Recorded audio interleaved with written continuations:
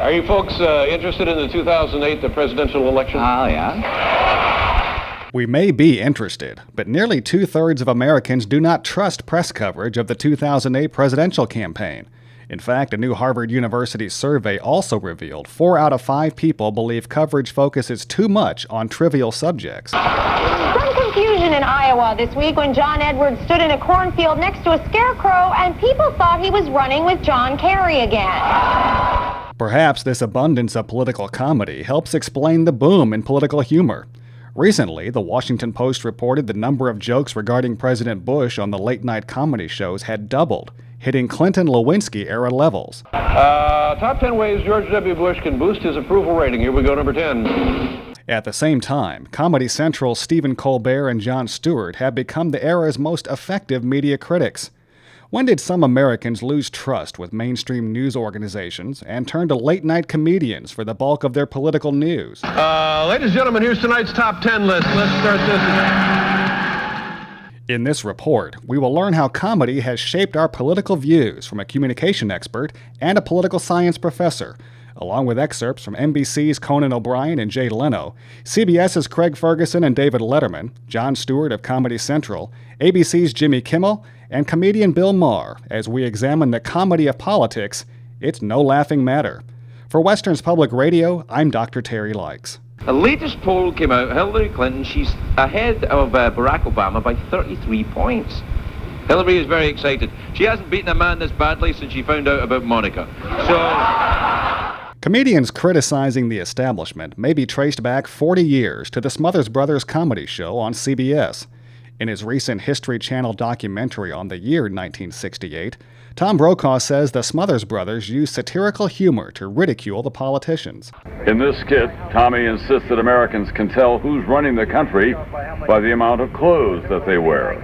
Some people can afford more clothes on and other people less clothes on?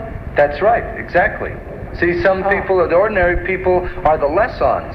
See? They're the lessons. Well, who's running the country? The moron. Many researchers have studied the effects of political humor, including Western Kentucky University Assistant Professor of Communication, Jennifer Lewis. So we start to see more political candidates in the comedy shows because the comedians can actually make jokes about the person instead of about a situation that's going on. So it might seem that there are more in there, but probably if we look across time, there's a similar content politically, but now the jokes become about the individual person. Presidential candidate Mitt Romney was asked to explain why none of his 5 sons are in the military, because he's very much supporting the war and all this.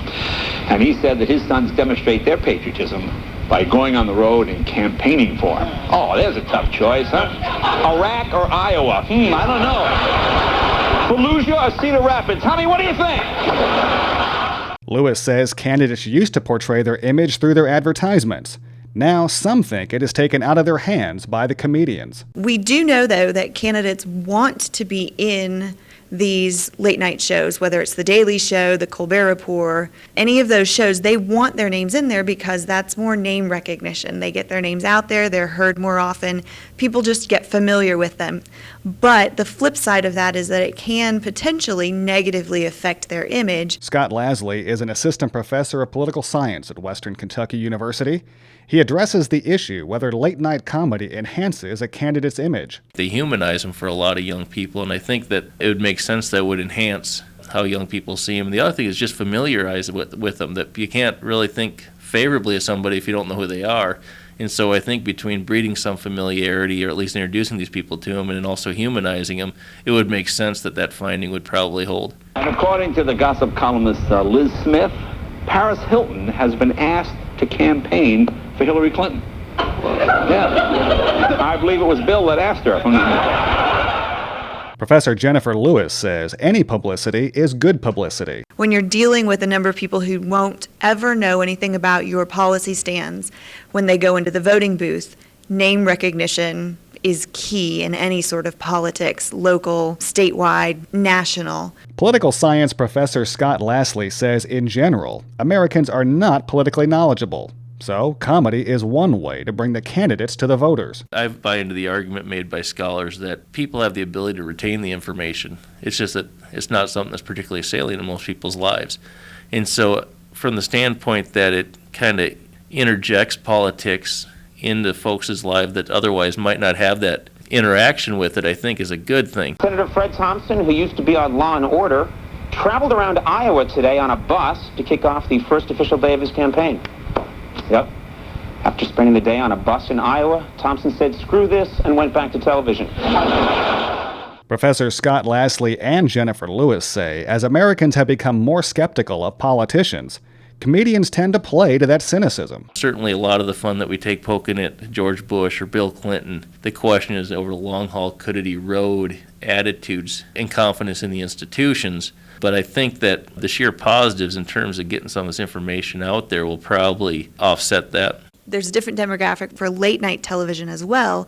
And among that demographic, I do think that any sort of publicity that you can get, name recognition, even if it is being made fun of through a comic, that's good for a candidate and does help enhance their image. It can make them look like they're more like those people who watch the late night shows. One abstract from a study, for which Professor Lewis agrees, found young Americans were more likely to find out about the candidates through late night comedy shows than your traditional newscasts. In studying young people and looking at the way that they're socialized to the political process and the way that they learn about politics, late night shows have become increasingly important for them. They no longer turn to the regular sources of news, the television, the newspaper. They go online and then they watch these late night shows. I don't think the Republicans are really that in tune with the black community. Because they asked Mitt Romney today what he thought of the Gina 6. He said, "I prefer the Jackson 5. In an interview earlier this decade with Dan Rather, Jay Leno admits when he makes a joke, he usually attributes the source of information in a statement, then makes a joke based on that statement. A New Orleans prostitute has come forward and said that she had sex with married Louisiana Senator Dave Vitter 2 or 3 times a week over a 4-month period. And this is actually good news for the Republicans. Finally, a sex scandal involving a woman.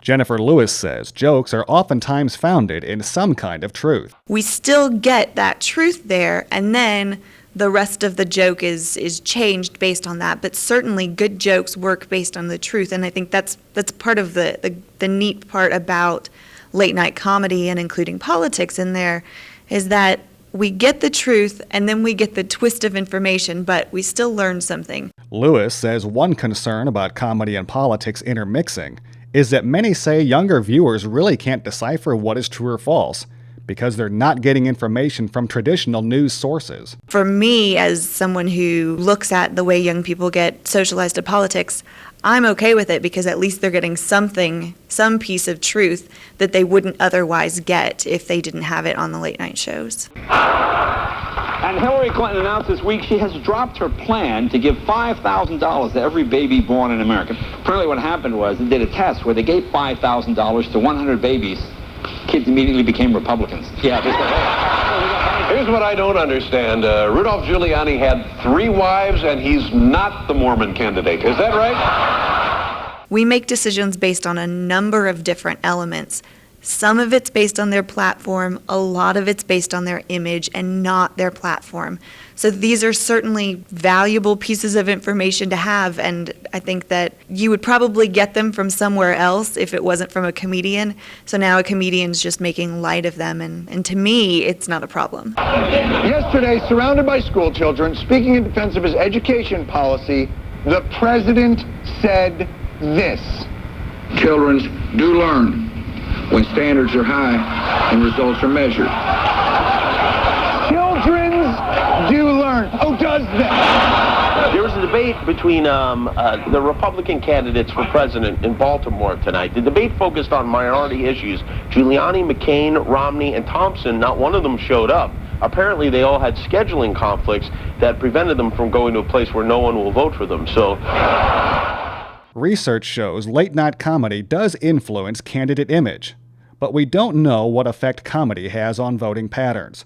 We do know turnout among youth actually went up in 2004.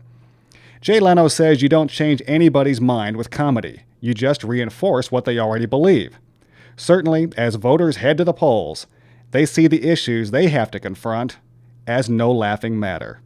For Western's Public Radio, I'm Dr. Terry Likes.